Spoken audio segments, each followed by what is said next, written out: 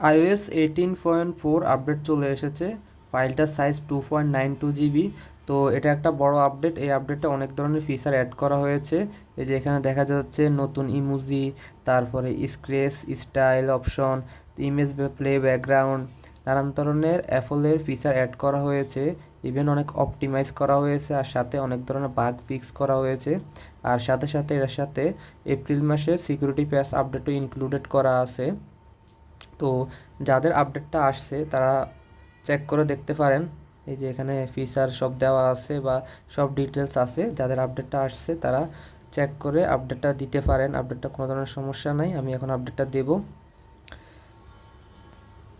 আমারটা iPhone 12 Pro Max। Software আপডেটে ঢুকে যাদের আপডেটটা অ্যাভেলেবেল আছে দেখতে পারেন। এই যে এখান থেকে সেটিংয়ে গিয়ে সেটিং থেকে অ্যাবাউটে এই সফটওয়্যার আপডেট দিয়ে চেক করতে পারেন। আর 18.3.2 আপডেটে যাদের নানা ধরনের বাগ ইস্যু ছিল, সমস্যা ইস্যু ছিল, তারা এই আপডেটটা অনায়াসে দিতে পারেন। ওই ধরনের ইস্যু সলভ হয়ে যাবে। আর ব্যাটারি ব্যাকআপ ইস্যু আর হিটিং ইস্যুটাও আশা করি সলভ হয়ে যাবে। সো যাদের ইস্যু আছে বা মনে হচ্ছে ইস্যু ছিল আগে, ব্যাটারি ড্রেন ইস্যু করেন, নানা ধরনের ইস্যু করেন, তারা আপডেটটা দিয়ে দিতে পারেন। আর অনেক ধরনের ফিচারও অ্যাড করা হয়েছে। তো আপডেটটা কালকে আসছে।